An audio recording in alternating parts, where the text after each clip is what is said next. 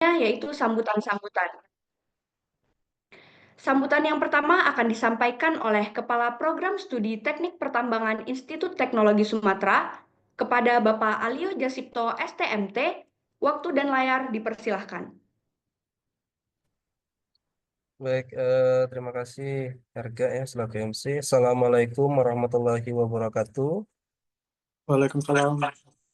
Selamat siang dan salam sejahtera untuk kita semua. Tabiun. Ya, Bu. Ya, Selamat Bun. pagi. Maaf ya saya agak santai, kita memang hari libur gitu ya. Tapi saya bangga kalian tetap melaksanakan eh, kegiatan akademis gitu ya di hari libur gitu ya. Eh, yang pertama saya ucapkan terima kasih banyak kepada saya ucapkan terima kasih banyak kepada yang pertama Sadrak ya selaku pembicara ini kakak tingkat kalian angkatan 2019 yang sudah menyempatkan waktu untuk bisa sharing ilmu tentang dasar perencanaan tambang nikel gitu ya. Saya tahu kalau Sadrak termasuk fresh graduate gitu ya, pasti lagi sibuk-sibuknya karena yakin dia paling junior di sana ya di perusahaannya gitu ya.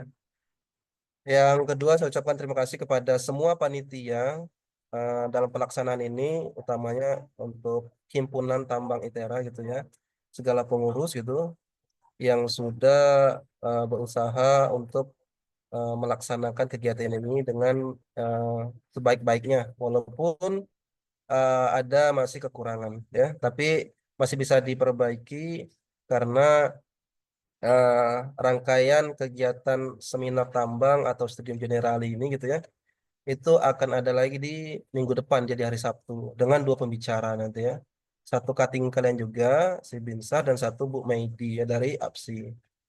eh Selain itu saya harapkan ya di seminar ini kalian bisa bertanya begitu ya, berdiskusi gitu dengan Sadrak itu, dengan pembicara agar kalian akan tahu gitu ya, apakah sebegitu sulit gitu ya rencana penambangan nikel sehingga kalian bisa menetapkan saya harusnya eh, ke arah ini loh gitu ya, perencanaan tambang nikel gitu ya. Kalau sulit bisa ke tambang nikel tapi bagian lain misalnya ke lingkungan dan sebagainya begitu ya. Tapi setidaknya di materi Sadrak itu mencakup hampir semua ya karena dasar perencanaan tambang. Baik, nah sebagai informasi kalian sudah tahu juga kita di Indonesia itu adalah salah satu sebagai eh, penghasil nikel terbesar di dunia gitu. Salah satu tuh ada yang lain ya, ada Rusia gitu ya, ada Cina, tapi nomor satu kita gitu ya. Tapi perusahaannya Cina gitu ya, nomor satu, nomor dua ya, 500 juta ton ya, atau ribu ton ya per tahun gitu ya, yang paling besar itu. Jadi apa artinya? Nikel itu sangat banyak di Indonesia dan penggunaannya juga masih berkelanjutan, terutamanya untuk baterai gitu ya. Kalau misal nanti, oh nggak butuh lagi nikel, butuh yang lain, itu bisa dianggap teori konspirasi lah gitu ya. Sampai sekarang nikel kita masih laku di pasaran dengan harga tinggi gitu ya. Nah, kita sebagai orang tambang artinya masih besar peluang untuk ke arah sini gitu ya. Nah, mungkin itu ya untuk sambutan dari saya. Sekali lagi saya ucapkan terima kasih atas semuanya. Terima kasih atas Sadrak yang sudah menyempatkan waktu. Lain kali kalau saya atau himpunan minta untuk menjadi pembicara lagi, mohon jangan kapok ya, gitu Sadrak ya. Aman, Pak. Aman ya. Baik, itu yang bisa saya sampaikan, Erga. Lebih dan kurang saya mohon maaf, kepada Allah saya mohon ampun. Saya akhiri, wabillahi taufiq walhidayah. Wassalamualaikum warahmatullahi wabarakatuh. Baik, Waalaikumsalam warahmatullahi wabarakatuh. Terima kasih kami ucapkan kepada Bapak Alio Jasipto selaku Kepala Program Studi Teknik Pertambangan Institut Teknologi Sumatera yang telah menyampaikan kata sambutannya. Baiklah, tiba saatnya kita memasuki acara inti kita pada siang hari ini, yaitu penyampaian materi yang akan dipandu oleh moderator.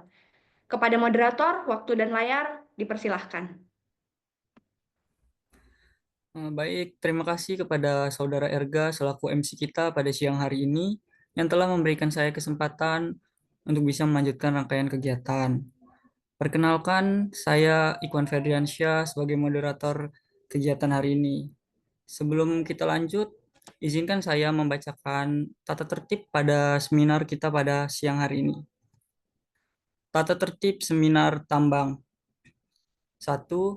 Peserta diharapkan mematikan mic sampai kegiatan sesi diskusi dimulai. 2. Peserta menggunakan nama akun Zoom dengan format nama underscore instansi dengan contoh Ikhwan Ferdiansyah underscore itera. 3. Peserta, MC, moderator, dan pembicara menggunakan virtual background yang telah disebarkan melalui grup WhatsApp. 4. Peserta diharapkan mengikuti seluruh rangkaian kegiatan seminar sesuai dengan rundown yang telah tertera. 5. Pada saat sesi diskusi, peserta diperkenankan untuk menggunakan fitur raise hand atau mengetikkan pertanyaan pada kolom chat. 6. Peserta diperbolehkan bertanya apabila sudah disetujui oleh moderator, dan pertanyaan pada kolom chat akan dibacakan apabila tidak terdapat peserta yang tunjuk tangan. Dengan catatan format pertanyaan di kolom chat adalah nama underscore tahun angkatan underscore pertanyaan. Dan untuk penanya yang menggunakan fitur raise hand diharapkan memperkenalkan diri, menyebutkan tahun angkatan, dan menyampaikan pertanyaannya. 7. Peserta diharapkan menjaga ketertiban selama acara dan mematuhi tata tertib yang ada. Saya ucapkan terima kasih bagi seluruh peserta yang sudah sama-sama hadir dan mengikuti tata tertib dalam kegiatan seminar tambang dengan judul Dasar Perencanaan Tambang Nikel, Pemahaman Awal Menuju Operasi Pertambangan yang Efisien. Pepatah mengatakan tak kenal maka tak sayang. Oleh karena itu, izinkan saya menyampaikan CV singkat nih dari pemateri hebat kita pada siang hari ini. Nah, pemateri kita pada siang hari ini adalah Bang Sadrak Parulian Hutapea ST. Bang Sadrak ini merupakan seorang profesional di bidang pertambangan yang sudah berpengalaman di lapangan dan sekarang ini beliau menjabat sebagai Mine Plant Engineer. Bang Sadrak merupakan lulusan S1 Teknik Pertambangan Institut Teknologi Sumatera. Beliau juga pernah menjabat nih sebagai kepala divisi akademik di Himpunan Mahasiswa Teknik Pertambangan ITERA pada tahun 2022. Nah, beliau ini memulai karirnya dengan internship di PT Aneka Tambang UBP Pongkor yang ada di Bogor pada tahun 2022 atau yang biasa ini kita kenal dengan PT Antam. Lalu pada tahun 2023, beliau juga pernah internship di PT Putra Mubakol yang ada di Musi Banyumas atau yang biasa juga kita kenal itu PT PMC. Dan pada tahun 2024 hingga sekarang ini beliau menjabat sebagai Mine Plant Engineer di PT Mineral Alam Abadi Group yang ada di Morowali.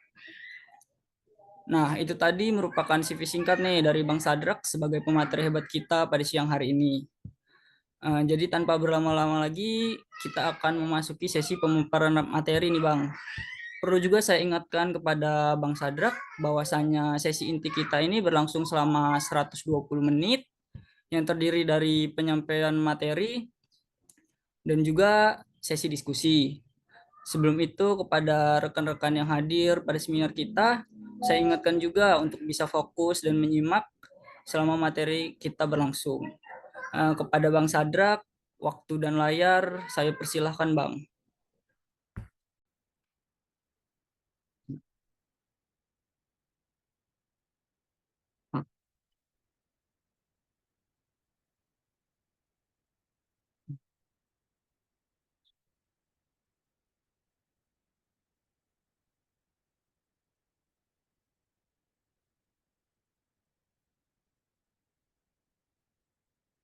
Sudah terlihat? Sudah, Bang. Oke. Sebelumnya, terima kasih untuk waktu yang sudah diberikan. Mungkin sekali lagi saya perkenalkan diri sendiri ya.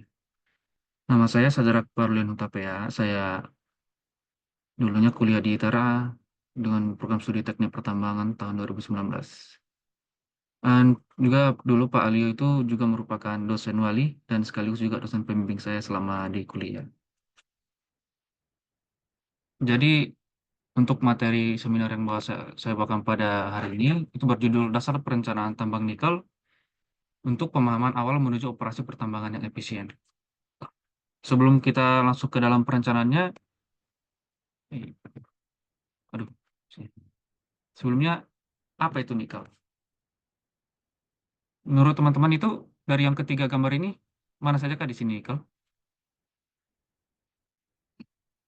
Semua ini nikel semua ya. Cuman ini perbedaannya ada di bentuk proses pembentukan dan juga kadar nikelnya.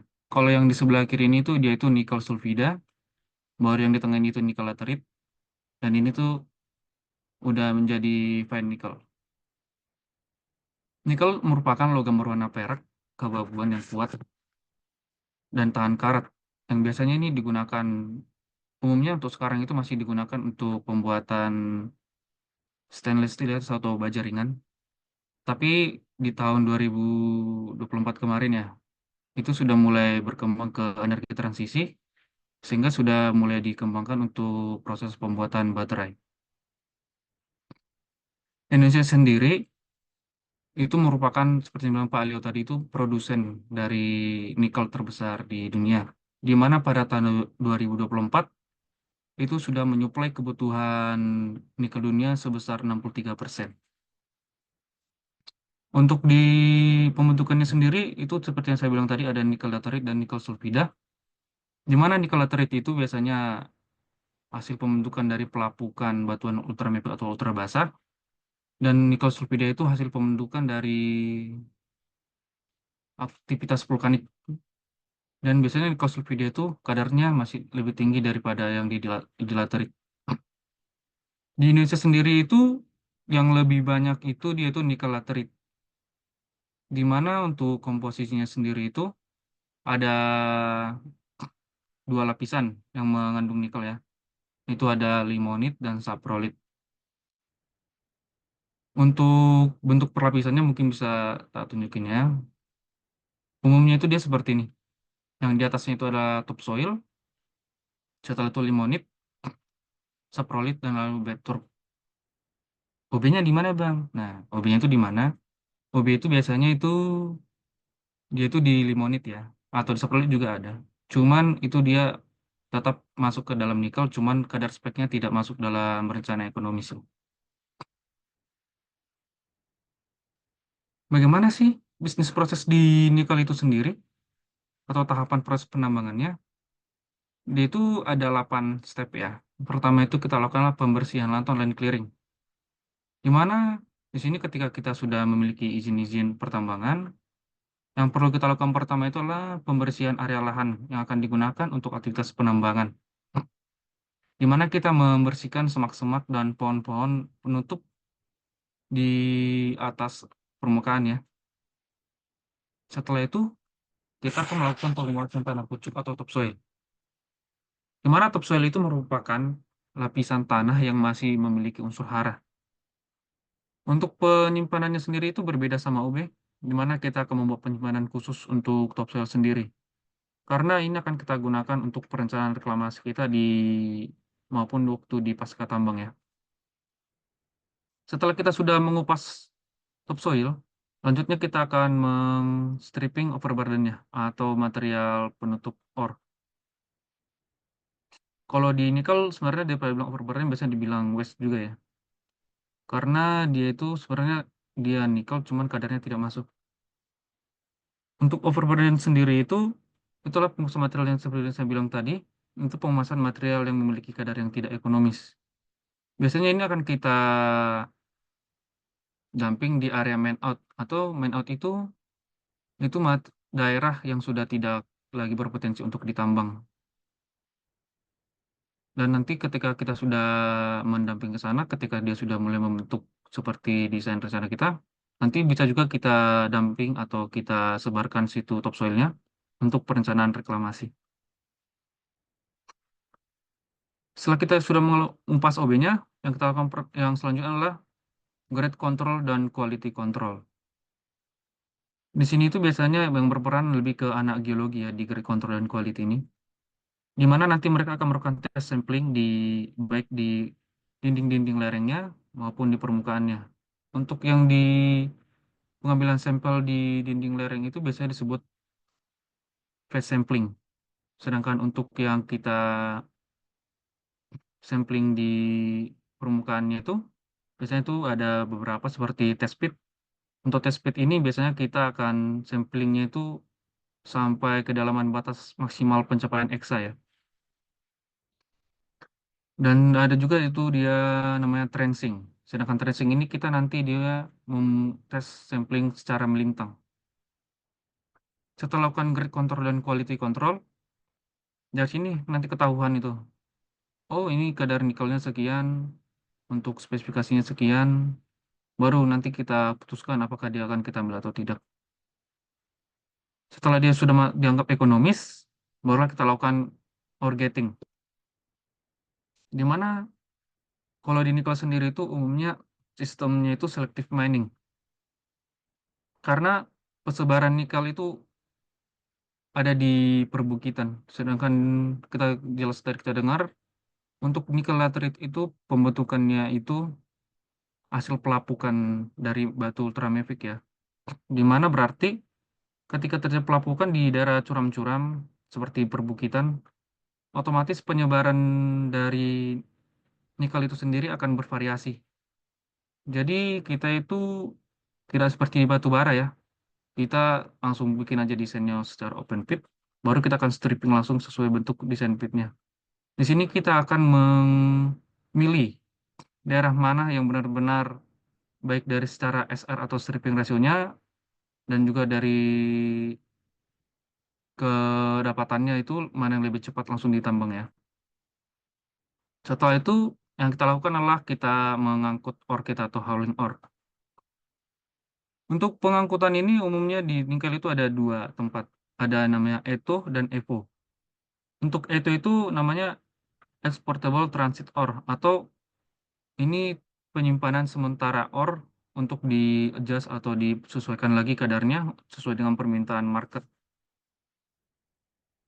Setelah sudah sampai di ETO dan sudah akhirnya sesuai dengan market, baru kita masukkan ke EVO atau Exportable Final Ore atau stockpile akhir dari nikel itu sendiri. Di mana setelah ini kita akan melakukan ore treatment atau penumpukan atau penyusunan tumpukan-tumpukan ore yang biasa dibilang itu DUM. Di sini itu kita sama seperti tadi itu kita menyesuaikan kadar nikel kita maupun juga di sini bisa kita mengendalikan kadar air pada biji itu sendiri. Setelah dinyatakan sesuai, akhirnya kita melakukan shipping. Di mana shipping itu biasanya pengiriman produk final ke area atau ke tempat pengolahan nikel yang biasanya menggunakan tongkang.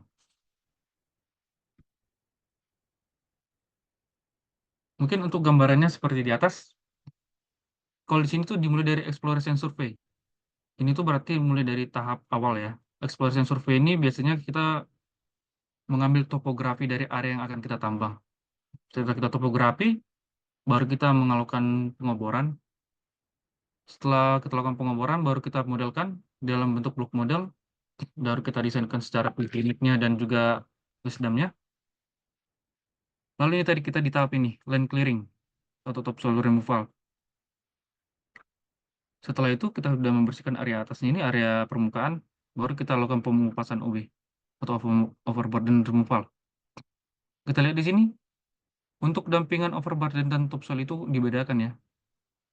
Karena untuk topsoil itu akan kita gunakan setelah pasca tambang maupun waktu reklamasi.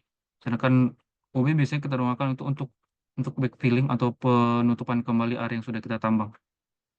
Baru kita lakukan ore gating. Habis itu kita hauling ke Eto dan Evo, baru kita lakukan shipping. Nah, tujuan perencanaan tambang. Itu kita merencanakan itu buat apa sih, Bang? Nah, itu dia sebenarnya ada 3 tujuan utamanya. Yang paling utama itu pertama untuk menentukan kelayakan teknis dan ekonomis penambangan itu. Seperti awal tadi yang kita lihat bisnis proses itu ada seperti pemodelan geologinya, baru dari situ nanti kita bikin pit limitnya. Nah, di situ kita untuk memastikan keekonomisan dari area yang akan kita tambang tersebut. Setelah itu kita ada memastikan keberlanjutan produksi. Kalau kita tidak merencanakan dari sequencingnya atau penjadwalan penambangannya, itu nanti bisa kita tidak dapat memaksimalkan dari produksi kita sendiri.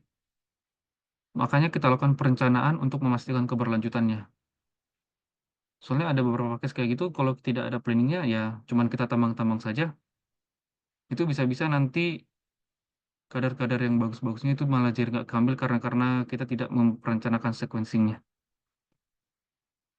Antara itu untuk menjamin keselamatan dan perlindungan lingkungan. Seperti kita tahu, sering ada berita-berita ya di media, seperti ada tambang atau lereng-lereng yang longsor, maupun juga ada isu-isu masyarakat seperti atau masalah lingkungan, pencemaran air, itu terjadi karena tidak matangnya perencanaan tambang.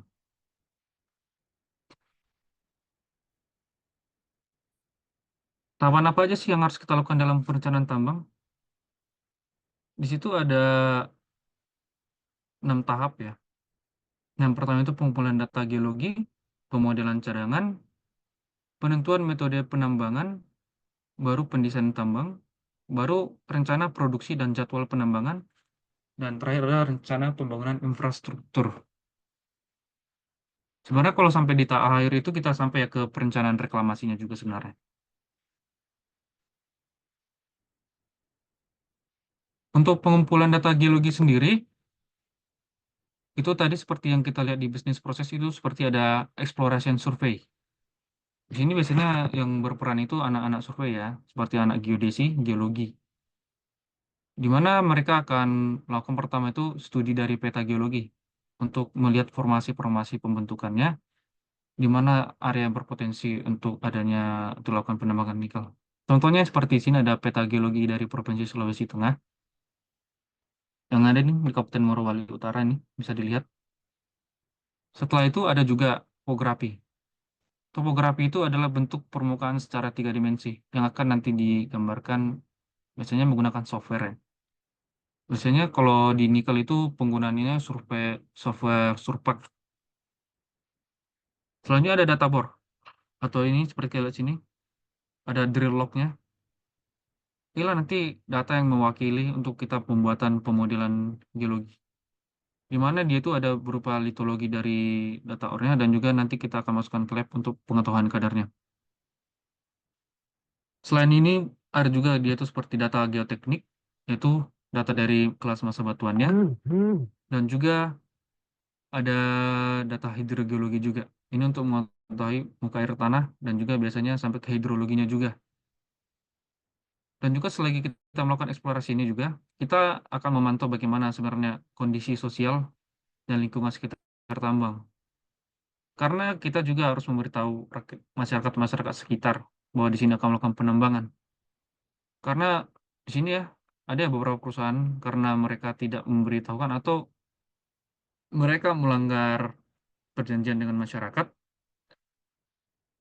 perusahaan mereka dipalang oleh masyarakat, jadi mereka tidak bisa aktivitas. Setelah kita mengumpulkan data geologi, dan kalau selanjutnya adalah pemodelan cadangan. Di mana pemodelan cadangan ini tadi kita membutuhkan data-data seperti data litologi, baru data survei untuk koordinat titik bornya, dan juga data assay untuk data kadar dari data bor yang kita ambil tadi selama eksplorasi. Di mana di dalam pemodelan cadangan ini, kita akan mengestimasi volume dan juga kadar cadangan kita. Ini nanti akan kita tentukan untuk menentukan SR ekonomisnya itu berapa.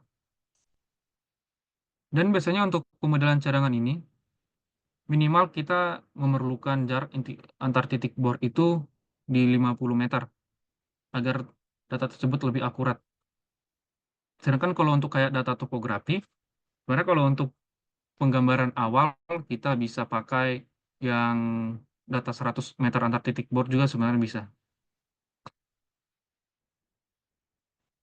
Bagaimana sih penentuan kadar ekonomis tidaknya itu?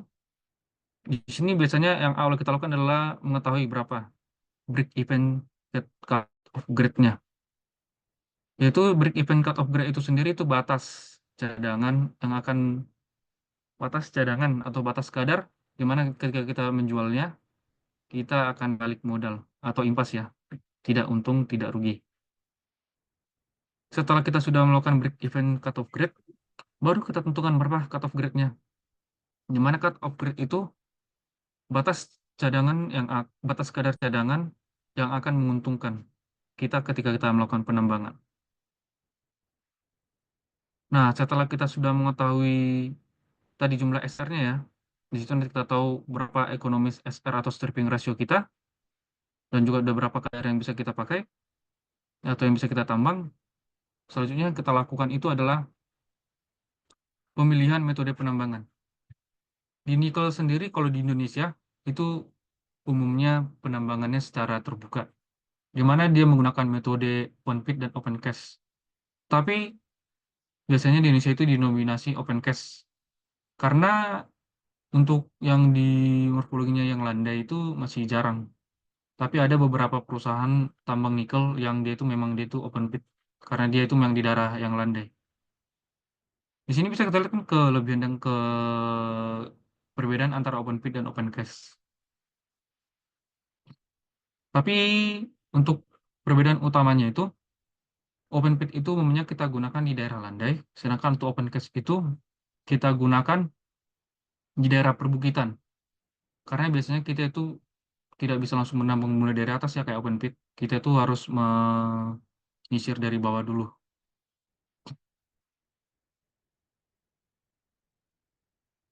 Setelah kita menentukan metode apa yang akan kita gunakan dalam penambangannya, selanjutnya kita akan melakukan desain pit. Untuk geometri lerengnya ini, itu kita gunakan berdasarkan rekomendasi geotek ya. Karena harus diperlukan kajian geotek dulu sebelum kita mendesain. Itu berapa sih geometri yang aman dan juga yang optimal untuk kita gunakan? Nah, itu nanti kita harus kerja sama geotek. Di mana untuk pendesainan tambang sendiri, ini biasanya karena open cast dia itu ya cukup ya tidak seperti kayak kita lihat biasanya open pit yang bentuk corong-corong gitu ya. Dia itu menyebar-menyebar saja. Setelah kita melakukan desain pit seperti ini, kita akan mengetahui karena kita sudah COG-nya, nanti dari sini baru dapat nanti SR sebenarnya. Nah, setelah kita sudah punya desain pit limitnya, kita akan lanjut ke rencana produksi dan jadwal penambangan. Sebelum itu, kita harus menghitung dari produktivitas alat kita masing-masing. Seperti di sini juga harus kita mengklasifikasikan by material dan juga antara dampingannya kemana. Contohnya seperti di sini untuk alat loadingnya itu kita menggunakan PC300, di mana kapasitas bucketnya itu sebesar 1,88 ya, 1,88 BCM. Baru dia itu untuk kadar atau PA-nya kita anggap itu 95%. Lalu kita lihat sini untuk produksinya itu produktivitasnya itu sebesar ya 273 ton per jam. Ini 27 ini tuh dia itu apa ya? Cycle time dari XHPC 300 kita waktu meloading. Setelah kita sudah memastikan berapa produktivitas dari EXA kita, baru kita tentukan tuh berapa unit haulers yang perlu kita pakai untuk ke area dampingan masing-masingnya. Contohnya untuk OB itu, jika jaraknya kita bikin 1 kilometer dengan penggunaan ADT yang kapasitasnya 16,9 BCM, di mana dia itu membutuhkan 9 bucket ya. Kita anggap dia membutuhkan 9 bucket. 9 bucket untuk agar dia penuh. Lalu kita lihat di sini yang kita dapatkan itu produktivitasnya itu di 83 ton. Di mana dari sini itu baru kita lihat ketika dia itu 273 ton untuk produktivitas dari alat loading kita matchkan tuh, berarti 273 dibagi 83. Itu berkisar antara 3 sampai 4 ADT. Sedangkan untuk DT sendiri dia, semisal kita pakai DT, dengan kapasitasnya yang cuma 13,2 BCM, kita akan memfillnya sebanyak 7 bucket. Lalu kita lihat ini sini hasil perhitungannya sendiri itu ada 68 BCM, 68 ton ya. Baru kita bagikan saja 273 dibagi dengan 68 ton itu. Berarti dia memerlukan berkisar antara 4 sampai 5 DT. Begitu juga untuk material dan juga dampingan lain-lainnya, kita lihat untuk cara yang berbeda-beda. Nanti akan kita sesuaikan. Dari sini kita akan ketahui dari jumlah produksi yang kita akan lakukan, kita akan mengetahui berapa jumlah unit yang akan kita gunakan. Setelah kita sudah menentukan produktivitas alat kita masing-masing, selanjutnya kita rencanakan adalah perencanaan dari jam kerja atau effective work hour kita. Dan misal di sini kita memiliki apa ya, namanya itu tipenya dua jenis antara lost time yang tidak terkontrol dan juga lost time yang bisa kita kontrol. Di sini contoh kita lihat situ biasanya kalau di tambang itu yang tidak terkontrol itu biasanya cuma hujan ya. Di sini di mana biasa kita akan menggunakan data historis antara 4 paling bagus 5 tahun. Data historis 5 tahun itu kita gunakan untuk kita nge-forecast untuk jam hujannya.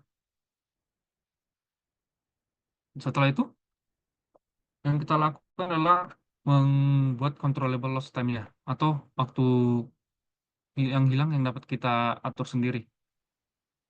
Contohnya di sini kalau kita di apa ya, waktu kemarin Ramadan atau waktu puasa, kita membuat beberapa jadi kita tambahan seperti ada Ramadan dan juga ini ada holiday waktu lebarannya.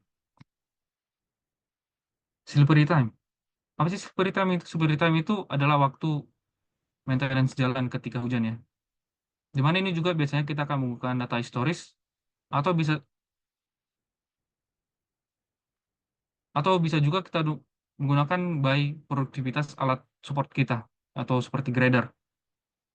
Kalau di sini dia tuh masih menggunakan data historis ya, di mana dia itu ada 52% dari jam hujan umumnya di sini. Ini bisa kita tekan dengan penambahan alat support. Dari situ kita bisa menghitung dari produktivitas alat grader kita dan menekan dari waktu seperti ini. Baru ada seperti sholat Jumat, baru ada nih seperti ini long shift. Di mana long shift ini biasanya tidak di semua perusahaan ada ya. Ini biasanya dilakukan ketika shift malam mau ganti shift, pergantian shift antara shift malam ke shift siang. Jadi dalam satu hari itu cuma ada satu shift.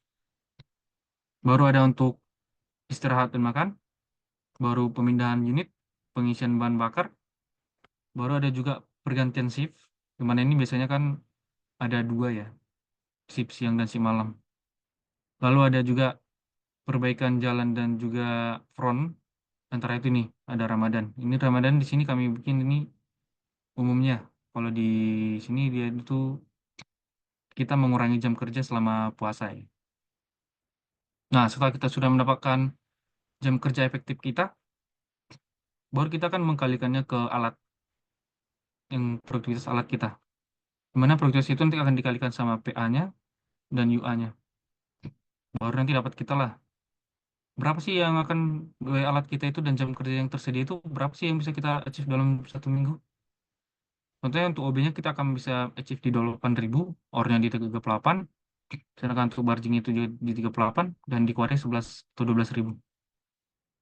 Dan juga kita akan mengetahui berapa. Inilah nanti yang kita akan targetkan. Inilah yang akan kita kasih ke tim produksi. Supaya mereka sebagai acuan mereka dalam satu hari itu harus bisa mencapai berapa, kita harus memberikan ini. Kalau kita nggak berikan ini, yang terjadi nanti karena tidak ada target yang harus dikejar, itu nanti seperti itu bisa nanti pertama ya pengeluaran yang banyak tapi penghasilan yang didapatkan itu kurang. Nah, setelah itu kita akan melakukan penjadwalan tambang atau sequencing ya. Ini dari mana kita akan startnya mulai atau menambang dan sampai akhir kita lihat di sini. Contohnya di hari pertama daerah penambangan kita itu ada di sini, di sini, di sini, dan di sini. Di hari pertama kita menambang, kita akan menambang di daerah sini. Ini akan udah berkurang ini. Baru di sini sudah berkurang. Baru kita akan pindah, pindah, pindah, dan sampai akhirnya di hari ketujuh selesai dalam 1 minggu. Kita tinggal mengikuti ini aja sekuensinya ini. Dari sini nanti kita akan menentukan dari fleetnya dan juga material apa yang akan kita tambang di situ dan kadarnya juga.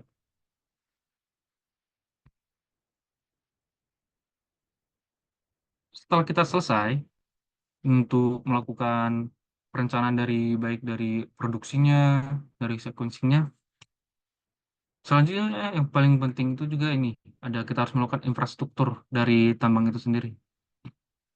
Kalau di sini kita lebih berfokus yang di area pitnya aja ya. Untuk kayak sebenarnya ada workshop, ada mes, itu juga sebenarnya masuk ke dalam infrastruktur kita juga. Cuman kita lebih fokus di daerah penambangannya dulu. Contohnya pertama itu jalan tambang. Untuk jalan tambang itu sendiri, sebenarnya ada 2 jenis untuk jalan tambang itu sendiri. Itu ada jalan tambang yang primer dan jalan tambang sekunder. Di mana jalan tambang primer itu sendiri kita gunakan dalam jangka lama dan biasanya permanen. Ini akan kita gunakan untuk hauling jarak jauh ya. Jadi ini harus kita lakukan secara permanen. Sedangkan untuk yang jalan sekunder umumnya ini cuma jalan-jalan yang kita gunakan untuk sampai ke front loading ore. Di mana di kali sendiri memang gitu cepat untuk pembuatan jalannya. Sudah kita tambahkan jalannya, mungkin dalam seminggu lagi udah harus kita gulung, kita pindahkan jalannya. Untuk di nikel itu untuk perubahan jalan itu cukup cepat. Karena kita di sini kan tidak seperti di batu bara ya, yang langsung aja ikut mangkok, ya udah kita sesuaikan dari pitnya. Kalau di kalau di nikel itu kita tambang, kita tambang, kita tambang. Oh ini sudah nggak ekonomis, ini udah dipastikan dari geologinya udah tidak ekonomis. Oh berarti kita nggak boleh lagi, harus kita bikin opsi lain, pindah kemana, baru kita bikin jalan lagi ke sana. Baru kita juga pembuatan waste dam dan juga bank soil. Tadi kan ini juga sudah ada di bisnis ya, bisnis prosesnya. Di mana untuk waste dam itu biasanya kita gunakan area main out. Di mana area main out itu tadi area yang sudah tidak ekonomis untuk ditambang. Bagaimana sih cara kita menentukan area main out itu? Kita tentukan dengan pertama.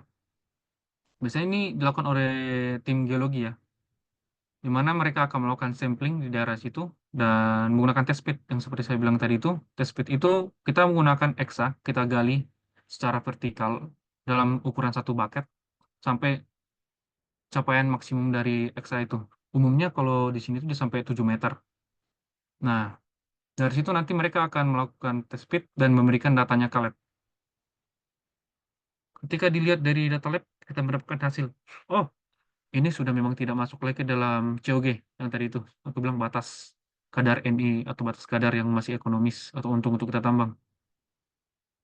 Ini itu nanti akan kita buat laporannya. Karena kenapa? Karena semua data seperti ini akan kita laporkan ke pemerintah ya. Data main out ini kita laporkan pemerintah. Karena kita bertanggung jawab terhadap kadar-kadar atau cadangan yang kita estimasi, kita harus bertanggung jawab ke pemerintah. Setelah ini, ada juga bank soil. Umumnya bank soil ini kita dekatkan juga ya dari area pit. Karena bank soil ini menyimpan soil yang akan kita gunakan untuk reklamasi. Umumnya area yang kita reklamasi itu ya wisdom yang sudah penuh. Wisdom yang sudah penuh ini akan kita hamparkan topsoil. Setelah kita hamparkan, baru nanti kita suruh dari tim Enviro, kita atau tim lingkungan kita sendiri, kita suruh untuk direklamasi. Untuk perencanaan reklamasi ini juga kita harus membuat apa ya berita acara bahwa daerah itu memang akan benar-benar tidak akan kita gunakan lagi. Tapi selain menjadi area reklamasi umumnya, waste dam ini juga biasanya kita gunakan sebagai stockpile. Stockpile-nya di mana? Itu nanti ketika dia sudah selesai kita dumping, dan sudah sesuai dengan desain perencanaan Wisdom kita, atasnya stockpile atau Wisdom itu akan kita manfaatkan menjadi stockpile. Tapi area lereng-lerengnya itu masih kita reklamasi, masih bisa kita reklamasi. Lalu setelah kita membuat stockpile, lanjut kita akan membuat sistem penyaliran tambang atau main dewatering. Seperti yang kita ketahui sendiri, air itu adalah musuh alami kita dalam menambang ya. Karena ketika air itu ada menggenang atau ketika hujan juga jalan menjadi licin, kita itu nggak bisa menambang. Jadi sistem penyaliran tambang ini itu harus benar-benar matang perencanaannya. Baik dari daerah tangkapan hujannya berapa, baru juga kita water divide atau arah airnya kemana, itu harus kita ketahui. Lalu kita harus juga membuat sedimen pond ya untuk kalau di penyaliran tambang. Karena kita tidak boleh langsung melepas air yang dari tambang kita langsung kita lepas ke sungai, itu tidak boleh. Kita harus membuat sedimen pond untuk mengendapkan setidaknya air yang lepas ke sungai itu tidak terlalu kotor ya. Seperti di sini kita lihat pendesain sedimen pondnya. Lalu ada juga kita harus memastikan paritan kita. Bagaimana paritan kita di sana, apakah bagus atau tidak? Itu harus kita tentukan. Tapi tidak boleh juga, jangan, harus menyesuaikan dengan air yang masuk ya. Jangan nanti kita bikin kekecilan dan terjadi malah airnya rembes ke jalan. Ketika airnya rembes ke jalan, nanti jalan kita tergerus. Nanti maintenance yang diperlukan untuk jalan itu lama. Sedangkan kita itu kan produksinya tadi ke itu atau ke EVO. Ketika kita tidak bisa loading, menghauling atau mengangkut ore kita untuk ke itu atau ke EVO, otomatis kita tidak bisa produksi. Mungkin di sini ada contohnya ya. Yang pertama itu seperti ini untuk pendesainan sedimen pond. Dan biasakan pastikan ya, sedimen pond itu benar-benar di area paling rendah, titik terendah dari area tersebut. Dan juga wisdom itu biasanya harus dialirkan, harus ada paritan mengarah ke sedimen pond juga. Ini wisdom, ini contoh desain jalan. Untuk jalan sendiri itu udah ada standarnya sendiri ya. Itu ada di Capman 1830. Di mana untuk grade jalannya itu berkisar bisa maksimal itu cuma 12%. 12% untuk kemiringan jalannya.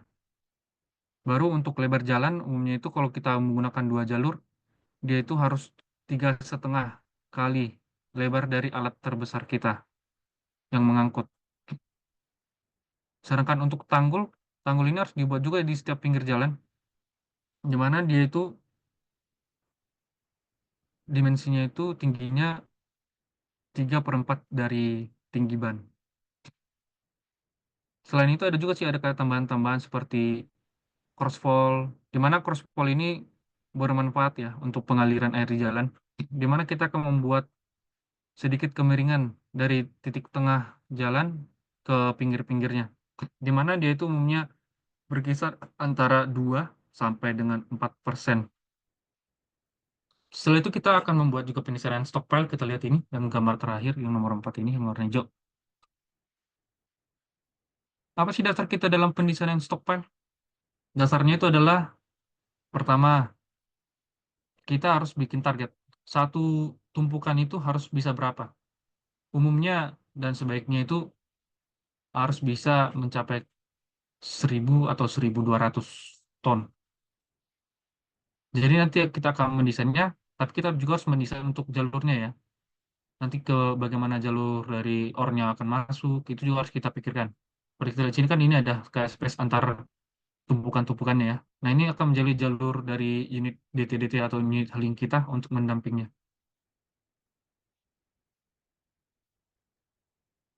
Apa sih yang terjadi kalau kita tidak merencanakan tambang secara tidak matang?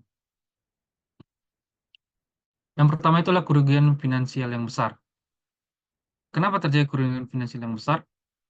Karena ketika kita seperti tadi yang saya bilang, kita nambang ya udah nambang aja sih itu. Kalau kelihatan ore ya tambang aja. Itu nanti yang malah menyebabkan kita tidak mengetahui berapa ore yang masuk, berapa fuel yang kita gunakan, kalau kita tidak merencanakan dengan baik. Dan ini biasanya yang terjadi overplan atau melebihi dari rencana kita. Dan itu yang umumnya membuat kita menjadi kerugian finansial yang besar ya. Baru ketidaksesuaian produksi. Seperti yang pertama tadi kan kita melakukan pemodelan geologi itu berdasarkan database dari software ya, dari software. Kalau di sini Surpak. Bagaimana sih ketidaksesuaian produksi yang dimaksud itu adalah pertama dari baik kadar dan juga baik jumlah atau baik tonase. Contohnya kalau kita tidak pakai block model, kita tambang-tambang, kita tidak akan bisa mengetahui sebelum kita menambang situ kita akan tahu, oh nanti di sini kita akan nambang nikel yang kadarnya 1,5. Kita tidak akan tahu. Kita hanya akan main historis. Contohnya kalau langsung kita tambang, oh kemarin di sini itu 1,3, berarti di belakangnya ini juga masih 1,3. Nah, itu tidak akan akurat jika seperti itu. Kadang malahan ketika kita dalam pemodelan blok modelnya itu, setelah kita melakukan pemodelan, kita harus melakukan log test sebenarnya. Jadi kita akan sampling random dari data blok model. Nanti akan kita coba gali sampai dia itu ketebalan dari data board kita. Apakah dia udah sesuai atau tidak. Tambah yang baik itu sebenarnya harusnya seperti itu. Jadi kita mengetahui kesesuaian antara blok model atau perubahan antara blok model dengan lapangan itu seberapa sih dilusinya. Jadi kita bisa estimasikan dan estimasi kita akan menjadi lebih akurat. Baru risiko keselamatan tinggi. Oh, ini jelas ya. Contohnya kalau kita tidak membuat rekomendasi geotek, tidak melakukan analisis geotek, ya udah kita desain aja gitu. Yang penting dapat ornya. Kita bikin tingginya 10 meter kayak gitu. Kita bikin slope-nya, kita bikin 60 derajat gitu. Yang penting dapat or. Sedangkan kalau kita kaji itu sebenarnya dia itu cuma bisa contohnya tingginya 3 meter, sudutnya cuma bisa 45. Kita buat seperti itu, apa yang terjadi? Akan terjadi longsor. Ketika longsor apa yang terjadi? Ketika ada penggalian di situ, nyawa orang bisa hilang, terkubur. Karena ada berita terbaru juga di sini itu kemarin ada Wisdom perusahaan apa ya? Lupa. Wisdomnya itu longsor. Ada 2 orang tertimbun. Nah ini yang sering ini, yang nomor 4 ini, dampak lingkungan yang serius. Seperti yang kita tahu sendiri ya, pertambangan itu atau kegiatan penambangan itu kegiatan akan merubah citra muka dari sebuah permukaan ya. Darinya gunung malah menjadi cekungan, dari gunung malah jadi datar. Jadi di sini gitu pengontrolan lingkungan itu sangat penting. Seperti tadi kita itu harus memastikan adanya sedimen pond di daerah paling rendah sebelum kita alirkan ke sungai, memastikan paritan-paritan kita berjalan dengan baik atau efisien, itu sangat penting. Karena jika tidak kita lakukan dengan benar, apa yang terjadi? Nah ini masalah yang terakhir, masalah hukum dan sosial.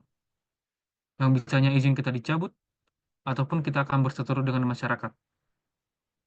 Jika berseteru dengan masyarakat, akan terjadi pemalangan. Seperti di tahun ini, kayak di tahun ini kemarin ada PT Nikel juga daerah sini.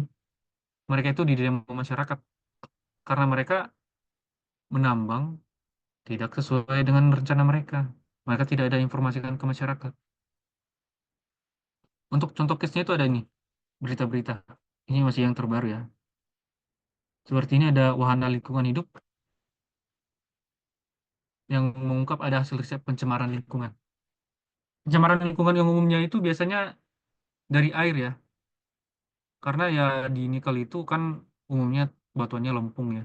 Jadi ketika hujan, dia itu akan membawa material sedimentasi yang akan dibawakan ke sungai. Baru ini ada yang longsor di area PT IWIP. 2 pekerja tewas usai terkubur hidup-hidup ini. Ini masih baru juga 31 Januari. Ini tuh ketika mereka itu tidak memerhatikan ya. Sebenarnya ketika kita walaupun sudah punya wisdom, itu kita harus dari bagian geotek, kita harus membuat pemantauan geotek ya. Jadi kita akan memasangkan patok-patok geotek di daerah-daerah kritis. Atau contohnya kalau kita nambang, di sini udah ada 10 bench atau 12 bench, atau tingginya ada 36 meter. Itu sebaiknya kita pasang patok geotek.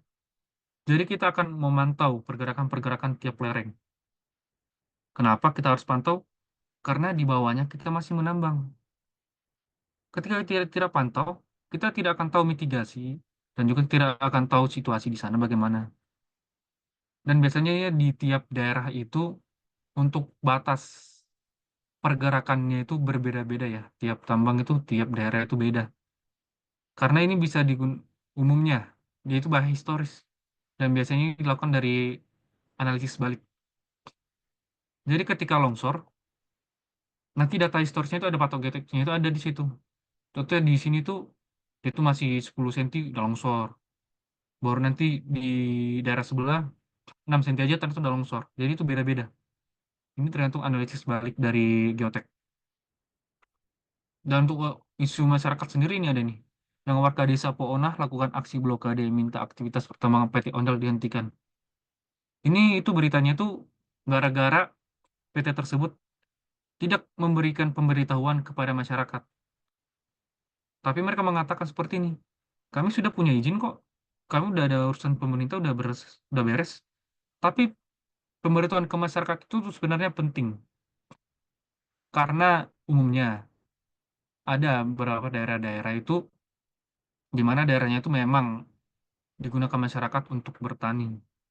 Nah, ketika dalam izin daerah wilayah izinmu itu ada, tapi kamu tambang, itu bisa menjadi isu masyarakat. Masyarakat ini ganas. Jika kita tidak benar-benar diplomatik mengelola masyarakat, ini bisa lebih polemik lagi. Jangan sampai ada tindakan anarkisnya. Dan sedangkan untuk masalah hukum itu ini ada yang jaringan Jatam mendesak perusahaan lakukan reklamasi tambang nikel di Morowali. Nah, ini itu kalau misalnya tidak dilakukan reklamasi,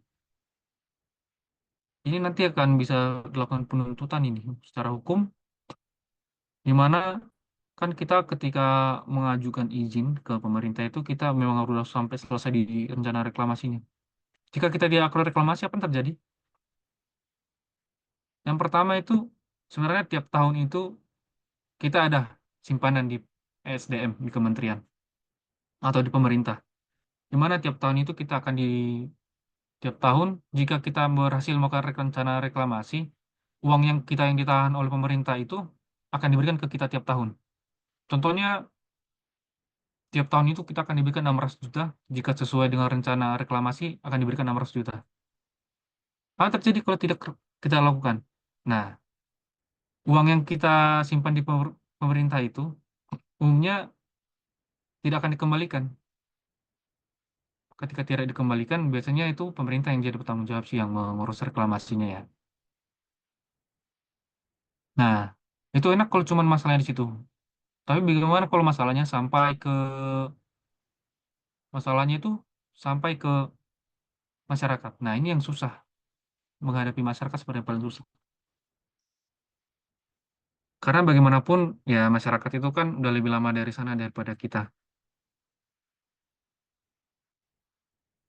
Mungkin itu saja ya untuk materi pemaparan seminar kita pada hari ini. Sebenarnya kata-kata di sini bilang, tambangin dan rencanakan dengan bijak adalah tambang memberi manfaat tanpa merusak masa depan. Berarti dalam perencanaan itu ya kita harus memang memastikan baik dari segi sosialnya, dari segi lingkungannya, itu benar-benar sudah sesuai dengan peraturan-peraturan yang ada. Memang di mana-mana ya kita perusahaan itu ya mau untung, tapi kita tidak bisa serta-merta hanya memperhatikan keuntungan kita. Mungkin begitu, mungkin bisa dilanjut lagi. Terima kasih.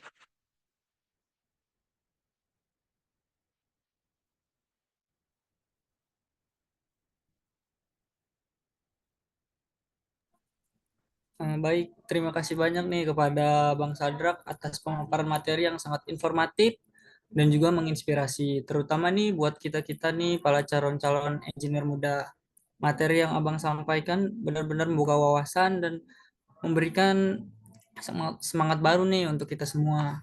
Nah, Bang, selanjutnya nih kita akan masuk ke sesi diskusi nih, Bang.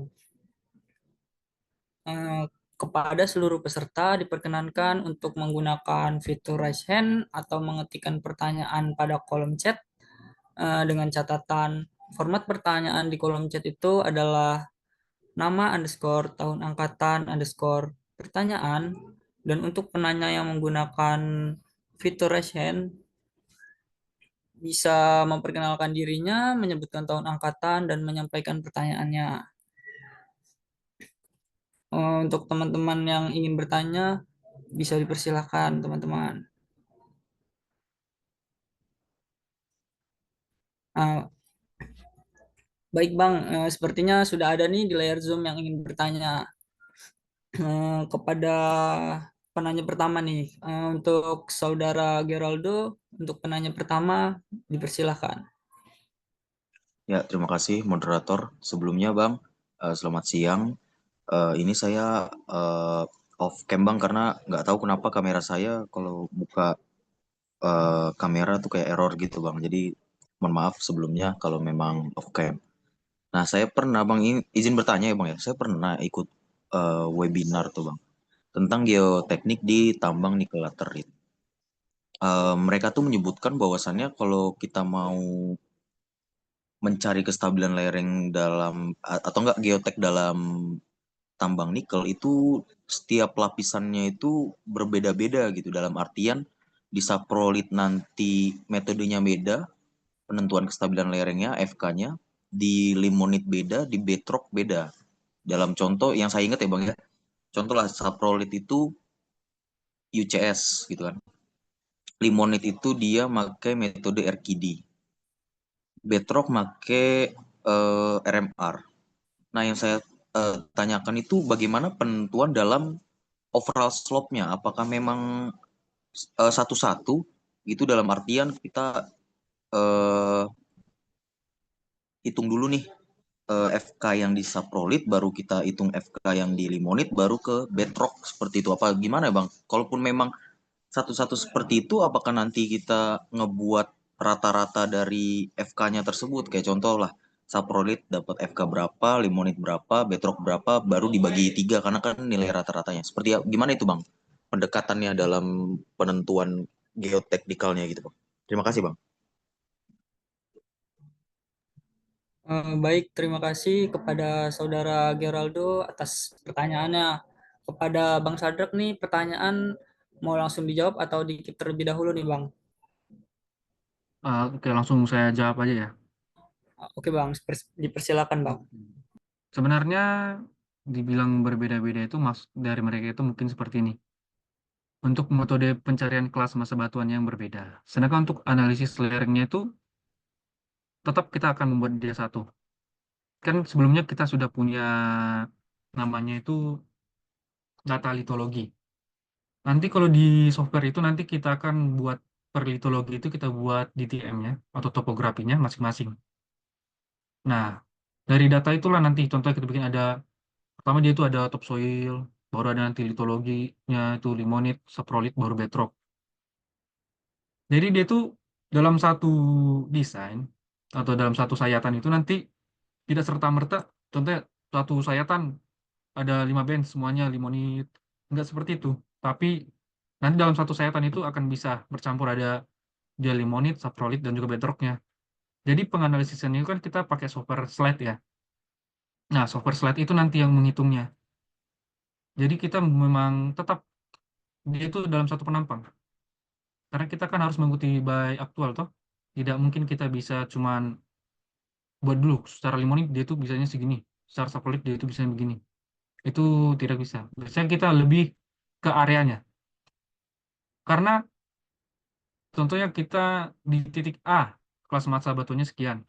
Nanti kalau kita antara 2 kilometer lagi dari titik A, itu bisa beda kelas massa batuannya. Jadi dia itu lebih ke area-area daripada ke kelasnya Mas sebetulnya ya. Karena itu kita sudah punya data litologinya sendiri tadi di awal. Tinggal dibuat aja topografi by litologinya itu, baru nanti ketika untuk analisis geoteknya, nanti kita sayat aja begitu.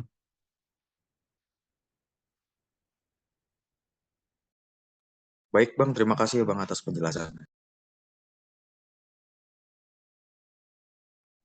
Baik, kita akan lanjut nih Bang untuk penanya selanjutnya. Jika teman-teman ada yang ingin bertanya, boleh langsung aja raise hand atau mengetikkan pertanyaan di kolom komentar nih teman-teman.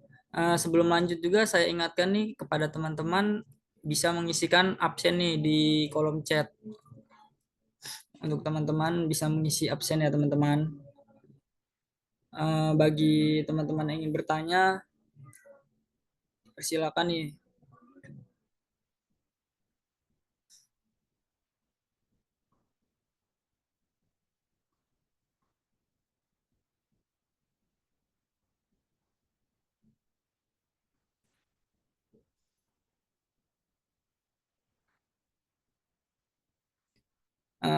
Baik Bang, itu sudah terlihat nih di layar ada dari Muhammad Sanjaya ya.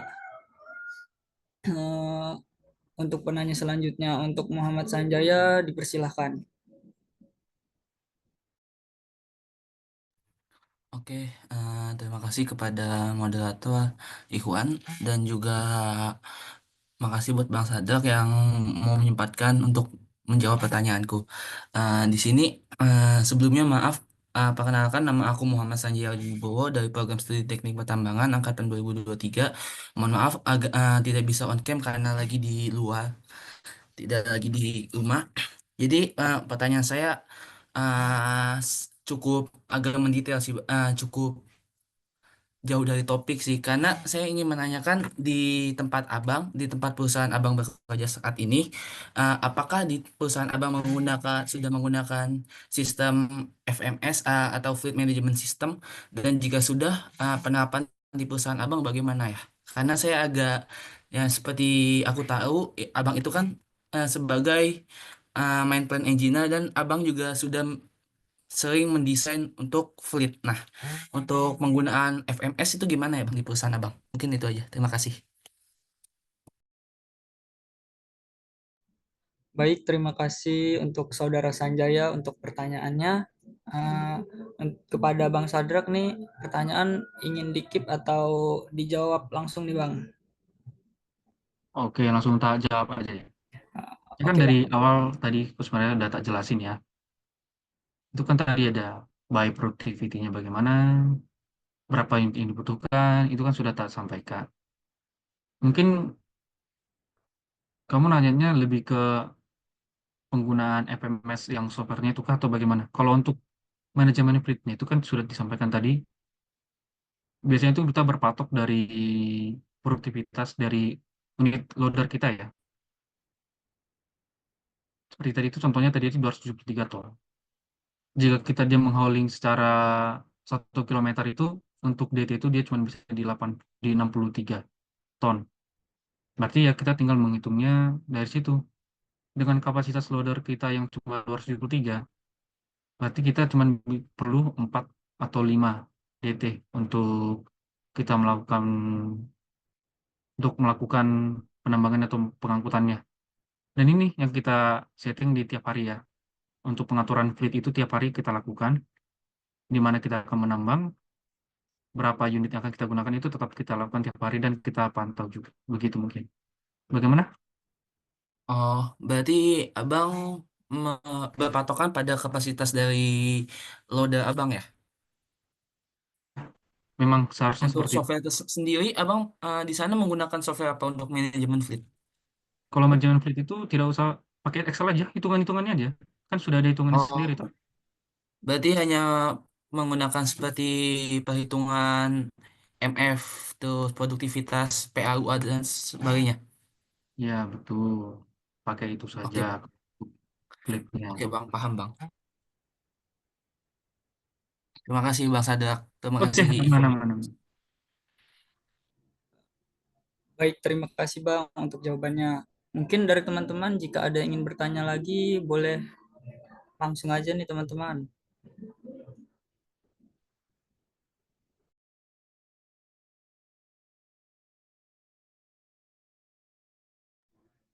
Nah, baik Bang, ini karena di kolom chat ini mungkin ada nih dari teman kita ingin bertanya. Untuk pertanyaannya akan saya bacakan ya Bang ya. Perkenalkan Bang, nama saya Revi Alfatir dari Tambang 22. Izin bertanya, apakah pihak main plan dalam sebuah desain pit harus menunggu kajian geotek dan pihak geotek atau langsung mendesain baru dikaji oleh pihak geotek Bang? Itu untuk pertanyaan Bang. Untuk Bang Sadrak bisa dijawab Bang untuk pertanyaannya. Karena ini antara bisa dan tidak ya. Bisanya itu ketika kita memang sudah ada rekomendasi dari Geotek. Yang tidaknya itu ketika kita membuat dari ultimate pad limitnya atau batas penambangan sampai akhir umur tambang. Itu kita tidak boleh langsung membuat desain sendiri karena kita tidak punya dasar. Dalam mendesain sebuah desain tambang itu kita harus punya dasar. Kenapa kita gunakan geometri itu? Kita harus punya dasarnya. Jadi ketika ditanya gini, membuat desain pit menunggu kajian geotek pas awal penambangan, iya. Kita harus menunggu kajian geotek. Geometri berapa sih yang boleh kita pakai itu harus. Namun seiring sudah berjalannya tambang, kan kalau kita sudah mendapatkan rekomendasi geotek, kita akan mendesain sendiri. Itu kita akan mendesain untuk rencana mingguan, rencana bulanan, itu akan kita desain sendiri dulu. Setelah kita desain, itu tetap harus kita kasih ke geotek apakah itu aman atau tidak. Karena mungkin kan waktu dari geotek itu kan desainnya itu memang langsung ideal sekali ya. Dia itu masih kondisi ideal. Jadi itu akan berubah-ubah di lapangan. Jadi ketika dibilang apakah bisa, bisa ketika kita sudah melakukan penambangan. Tapi kalau kita yang melakukan dari awal, itu tidak bisa. Kita harus menunggu kajian geotek untuk pendesainan ultimate pit limitnya atau desain batas air tambang kita. Mungkin begitu. Terima kasih Bang Sadrak atas jawabannya. Baik, terima kasih Bang. Untuk teman-teman nih yang ingin bertanya lagi bisa resen nih teman-teman. Karena waktu kita masih banyak nih teman-teman. Mungkin kalian-kalian ada yang penasaran nih dengan pertambangan timah, pertambangan nikel, maaf sorry. Pertambangan nikel bisa nih tanya-nanya di sini nih. Bagi teman-teman yang ingin bertanya, bisa resen atau mengetik di kolom chat ya teman-teman.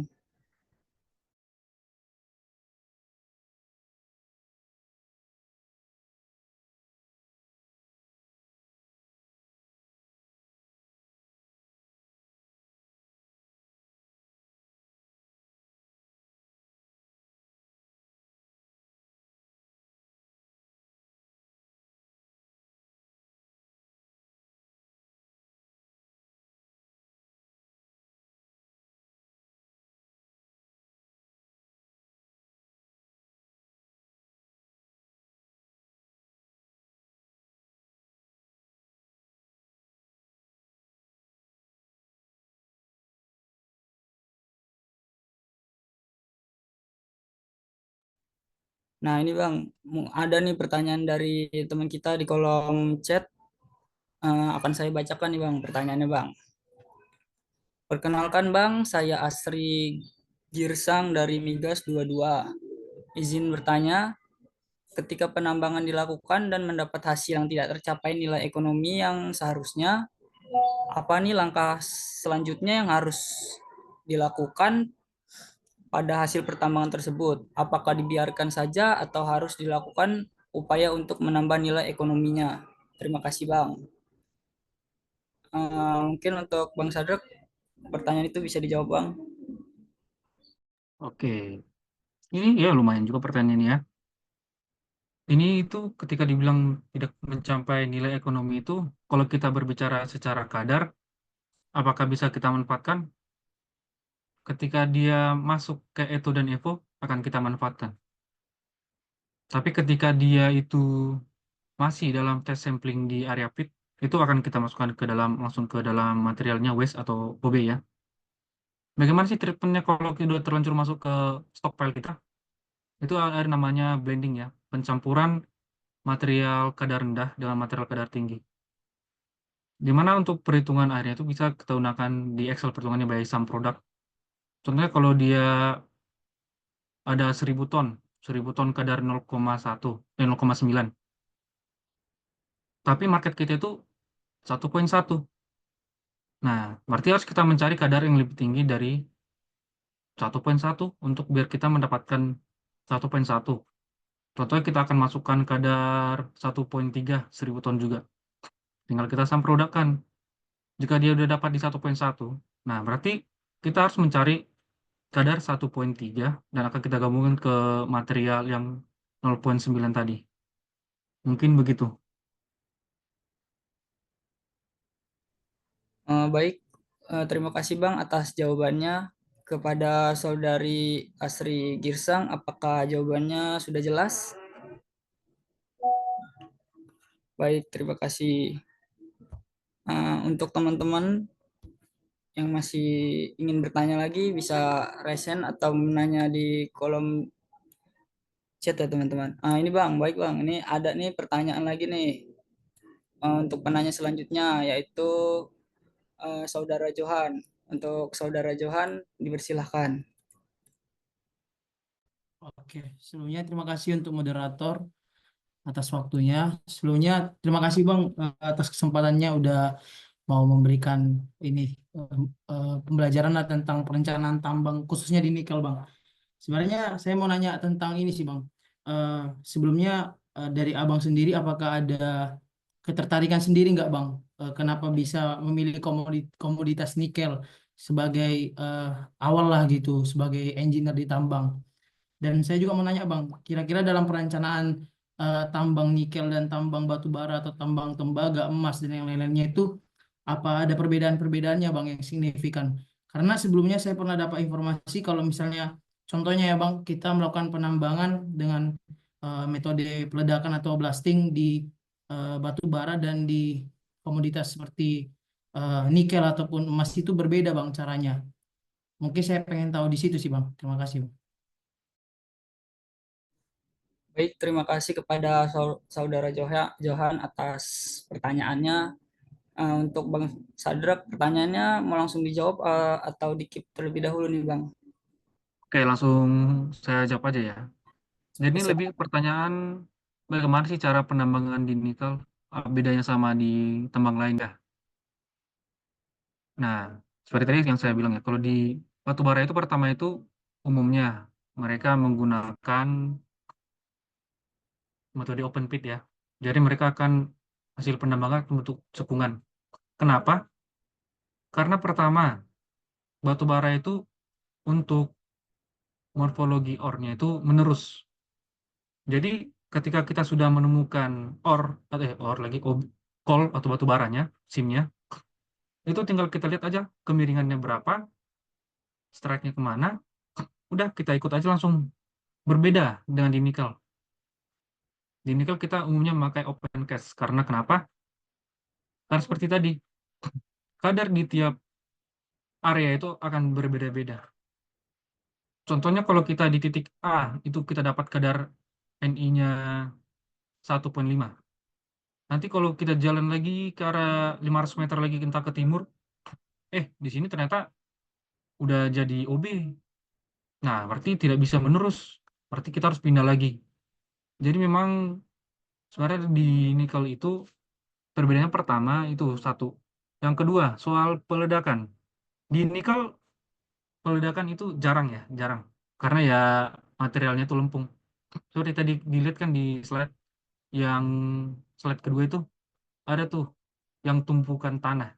Nah, itu nikel. Berbeda dengan di batu bara kita langsung tahu itu kalau dia warna hitam batuannya keras. Nah, berarti ini batu baranya.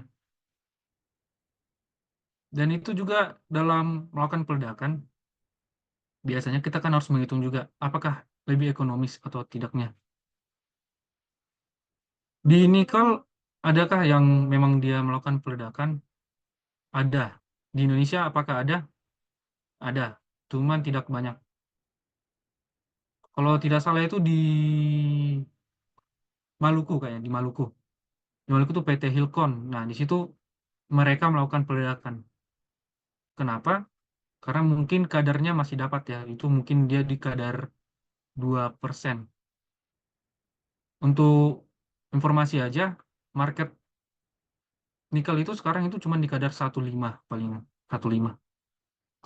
Sedangkan karena dia dapat 2%, mungkin dari segi hitungannya masih masuk, makanya mereka melakukan peledakan. Tapi umumnya, karena awalnya itu seperti tadi dibilang, di Indonesia itu dominan nikel laterit yang hasil pelapukan ya, jadi itu hasil sedimentasi. Jadi materialnya itu seperti lempung, dia itu tidak keras, jadi cukup pakai eksa saja untuk menggali mungkin begitu.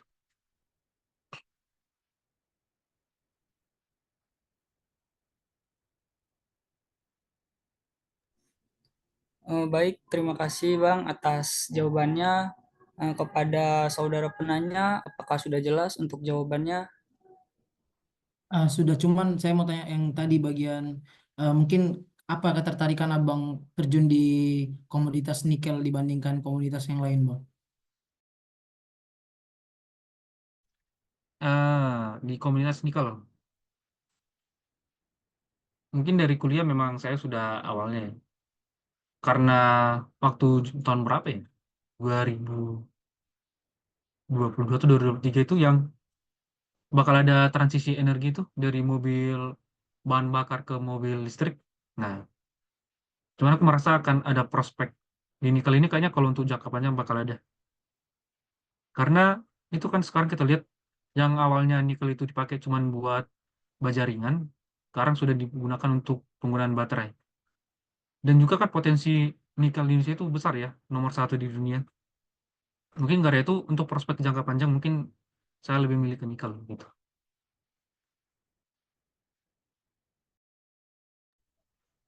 Baik, terima kasih untuk jawabannya Bang. Kepada saudara Johan, apakah masih ada lagi yang ingin ditanyakan? Cukup, moderator. Terima kasih, Bang. Baik, terima kasih atas jawabannya Bang. Mungkin karena keterbatasan waktu kita nih Bang, kita akan mengambil satu pertanyaan lagi nih Bang. Untuk teman-teman yang ingin bertanya, boleh nih untuk pertanyaan terakhir teman-teman. Nah, di sini ada nih Bang, ternyata di kolom chat ada nih yang ingin bertanya. Akan saya bacakan Bang untuk pertanyaannya. Untuk pertanyaan terakhir ini Bang. Izin bertanya Bang, saya Aji Kusuma Prayoga dari Tambang 20. Adakah teknik atau metode khusus untuk sistem penyaliran tambang pada pertambangan nikel, mengingat materi yang mungkin mudah untuk tererosi? Terima kasih Bang.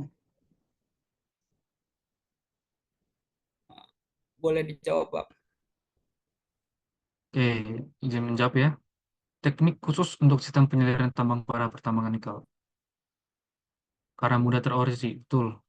Memang itu case di beberapa perusahaan banyak gitu di tambang nikel. Paritannya itu tererosi ya. Teknik khusus yang digunakan umumnya itu pertama penggunaan geotekstil atau geomembran ya. Jadi paritannya ini akan kita lapisi pakai geotekstil atau geomembran. Itu nanti kita bikin space-space-nya. Kata 50 meter pertama kita pasang di paritannya. Habis itu nanti kita kasih space antara di 100 atau 50 meternya lagi, baru kita pasang geomembran. Dan kita juga harus memastikan titik kritisnya di mana. Dan umumnya kan biasanya itu di area belokan ya. Di area belokan itu pasti harus kita pasang geomembran atau geotekstil. Kalau ingin lebih bagusnya lagi, seperti jadi pemanfaatan limbah, ya, pemanfaatan limbah ban. Ini juga bisa kita taruh di dinding-dinding dari paritan. Jadi limbah-limbah ban ini kita tempel di tiap sisi kiri dan kanan dari paritan sepanjang paritan. Itu juga bisa mengurangi erosi dan juga alur derasnya air. Mungkin begitu. Terima kasih Bang Sadrak atas jawabannya. Eh, saya ucapkan juga terima kasih kepada para peserta atas antusiasmenya dan maaf juga sesi kita harus berakhir untuk sesi diskusinya. Terima kasih banyak kepada Bang Sadrak yang telah berkenan untuk berdiskusi bersama para peserta pada siang hari ini. Selama pemaparan materi berlangsung, banyak sekali ilmu dan pengetahuan baru yang kita dapatkan terkait materi kita yang berjudul Dasar Perencanaan Tambang Nikel, Pemahaman Awal Menuju Operasi Pertambangan yang Efisien. Izinkan saya untuk menyampaikan sedikit kesimpulan untuk materi yang sudah dijelaskan tadi. Untuk kesimpulannya, tadi Bang Sadrak menjelaskan apa itu nikel, lalu juga tentang bisnis proses tentang nikel yang meliputi pembersihan lahan, pengupasan tanah pucuk, overburden stripping, grade control dan quality control, lalu ada juga ore gating, lalu ada ore hauling, ore treatment, dan yang terakhir shipping. Lalu juga ada tujuan perencanaan tambang ya, tadi itu ada 3 tujuan. Lalu perencanaan tambang yang meliputi pengumpulan data geologi, pemodelan cadangan, penentuan metode penambangan, desain tambang, serta rencana produksi dan jadwal penambangan. Lalu ada juga rencana pembangunan infrastruktur. Serta yang terakhir tadi itu ada perencanaan tambang yang tidak baik. Dan masih banyaklah ilmu-ilmu yang bisa kita dapatkan dari penjelasan Bang Sadrak tadi.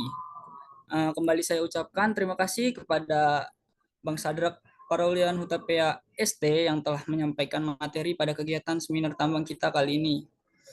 Baiklah, saya Iqbal Ferdiansyah selaku moderator, izin pamit undur diri dan mohon maaf jika terdapat kata-kata yang kurang berkenan. Selanjutnya saya serahkan kembali ke MC kita kepada Saudari Erga, saya persilahkan.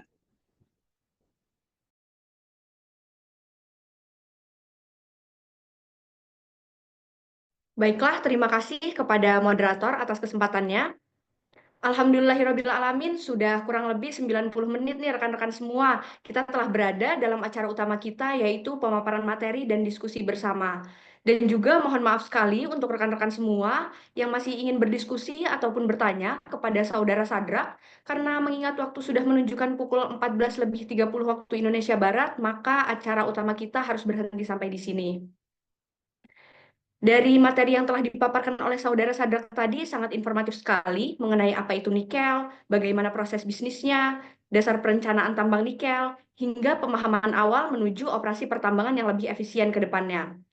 Ilmu yang telah Saudara Sadrak paparkan tadi tentunya telah menambah pengetahuan saya, dan di sini saya yakin tidak hanya saya saja, tetapi juga rekan-rekan semua yang telah hadir pada acara seminar siang hari ini, juga pastinya mendapatkan pengetahuan yang berharga dari materi yang telah dipaparkan. Baiklah, selanjutnya kita akan masuk ke acara yang terakhir, yaitu penutup.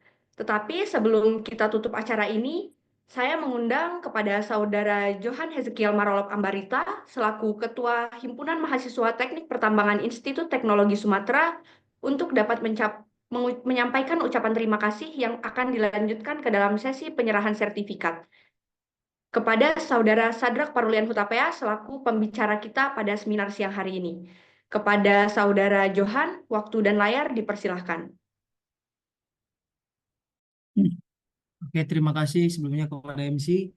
Sebelumnya saya ucapkan terima kasih kepada Abang Sadrak Paraulian Hutapea atas waktu dan kesempatannya Bang untuk menyampaikan materi tentang dasar perencanaan tambang nikel. Terima kasih buat informasi yang sangat informatif Bang mengenai perencanaan ini. Semoga dengannya adanya ilmu yang Abang sampaikan ke kami pada Zoom ini, kiranya ilmu tersebut bisa kami terapkan Bang ke depannya untuk kami, khususnya di teknik pertambangan Bang. Dan semoga ke depannya jenjang karir Abang terus meningkat Bang, dan keluarga juga diberkati. Mungkin itu aja yang bisa saya sampaikan. Saya kembalikan kepada MC. Baiklah, terima kasih kepada Saudara Johan atas ucapan terima kasih untuk Saudara Sadrak. Saat ini kita akan masuk ke dalam sesi penyerahan sertifikat untuk Saudara Johan selaku Ketua Himpunan Mahasiswa Teknik Pertambangan Institut Teknologi Sumatera. Dipersilahkan untuk menyerahkan sertifikat yang akan diberikan kepada Saudara Sadrak. Kepada Saudara Johan, waktu dan layar dipersilahkan. Mungkin Bang, sebelumnya dari kami HMT Aitera masih belum bisa Bang memberikan banyak lah kepada Abang. Mungkin dalam bentuk sertifikat inilah yang bisa kami berikan Bang sebagai ucapan terima kasih kami. Semoga kedepannya hanya yang di atas lah yang bisa membalas yang Abang berikan. Mungkin itu aja Bang. Mungkin MC saya serahkan untuk sesi dokumentasi aja.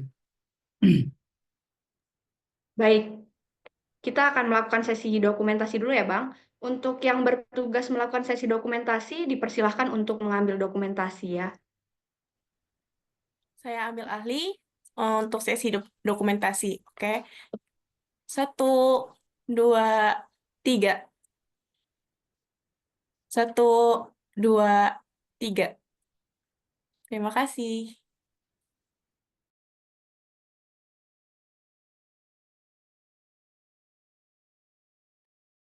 Baik, saya ucapkan terima kasih juga kepada Saudara Johan yang telah menyampaikan ucapan terima kasihnya dan juga telah melakukan penyerahan sertifikat.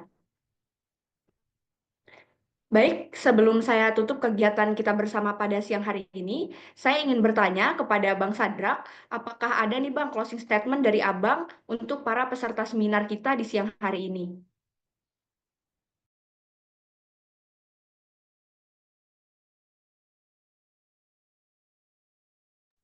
Mungkin ini closing statement ya. Kita sebagai insinyur-insinyur muda yang akan berkarir di perencanaan tambang, di tambang, khususnya industri tambang Indonesia, kita itu jangan sampai lupa untuk mengingat kaidah-kaidah dalam penambangan yang baik ya. Karena kita itu harus mengingat bagaimana ke depannya. Karena apa yang kita lakukan sekarang akan berpengaruh ke apa yang kita rasakan di masa depan. Mungkin sekian.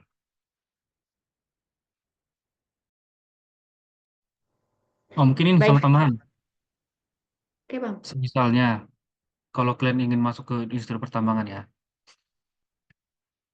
itu kalian juga harus perhatikan posisi-posisi apa yang ingin kalian ambil itu apakah memang sesuai passion kalian. Tapi kalian juga jangan terlalu idealis dengan posisi yang ingin kalian inginkan itu. Itu sering terjadi ya saya lihat.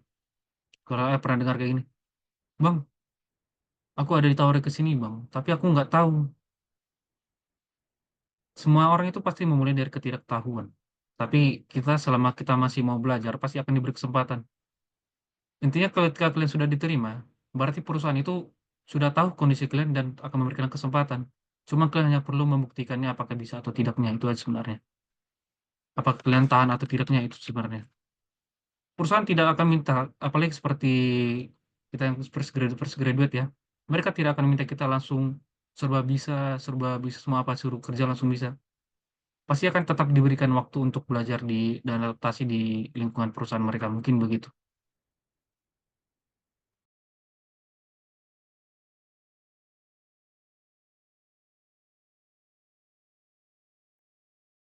Baik, terima kasih Bang atas closing statement yang telah Abang berikan untuk peserta seminar kita pada siang hari ini.